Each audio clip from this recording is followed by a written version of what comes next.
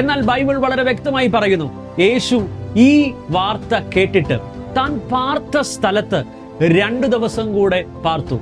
ഇന്ന് ഒന്ന് മനസ്സിലാക്കണമേ ദൈവമക്കളെ, ഈ വാർത്ത ദൈവത്തിന്റെ കാതുകളിൽ എത്തുമ്പോൾ തന്നെ ദൈവം ലാസറിന്റെ അടുത്തേക്ക് വരികയല്ല, ഒരു 2 ദിവസം കൂടെ താൻ ആയിരുന്ന സ്ഥലത്ത് പാർക്കുകയാണ്.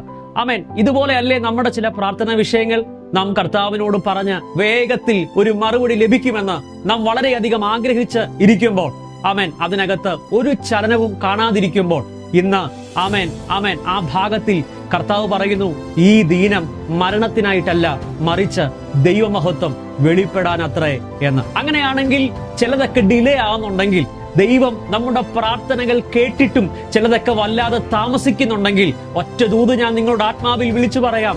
ആമേൻ. ആ വിഷയത്തിനകത്ത് നിങ്ങൾ ഒരു ദൈവ മഹത്വത്തെ കാണാൻ പോകുന്നു. എത്ര പേർക്ക് വിശ്വസിക്കാൻ കഴിയും? ഇന്ന് ഈ നിമിഷം എത്ര പേർക്ക് അതിനെ ഒന്ന് ആമേൻ പറഞ്ഞ് സ്വീകരിക്കാൻ കഴിയും? ചിലതൊക്കെ ഡിലേ ആകുമ്പോൾ, ആമേൻ, ചിലതൊക്കെ വൈകുമ്പോൾ, ആമേൻ, അതിനകത്ത് ആ വിഷയത്തിനകത്ത് ഒരു ദൈവ മഹത്വം വെളിപ്പെടാൻ പോവുകയാണ്.